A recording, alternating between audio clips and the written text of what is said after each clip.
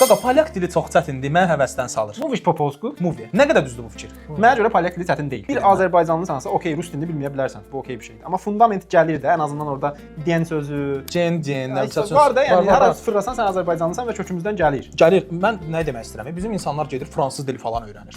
Qardaş, bizim əlifba ilə lüboy dili, bax lüboy sözü var ha.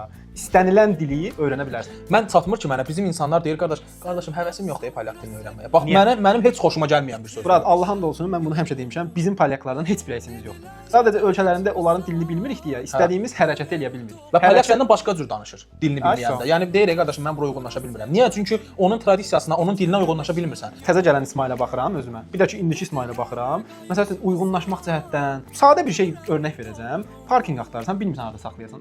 Birinci İsmail nə edərdi? Çıxıb gedərdi, okey, yoxdur. İkinci İsmail nə edir? Soruşur, işçidən soruşur, burada saxlamaq olar. Keçən dəfə elədim. Qıraq bir yerdə saxladım, işçidən soruşdum, olar, olmaz. O da sənə cavab verdi və işin həll oldu. Burada məntiq işin həll oldu. Mən bu arada məsləhət kimi deyirəm ki, Polşaya öyrəşməyin 40% dil bilməkdir. Siz dili öyrənin, görün sizə həyat burada necə rahat olacaq. Bax bunu sonra öyrənin, gəlin mənə təşəkkür eləyəsiniz. Bunu da bir motivasiya kimi götürün. Bizim öz Azərbaycan dilimizdə olan əlifba, yəni hər bir hərf var. X-sı olsun, Ş, hamısı. Burada nə istəyirsən? Dil öyrənin. Ölkəyə bağlı qalın.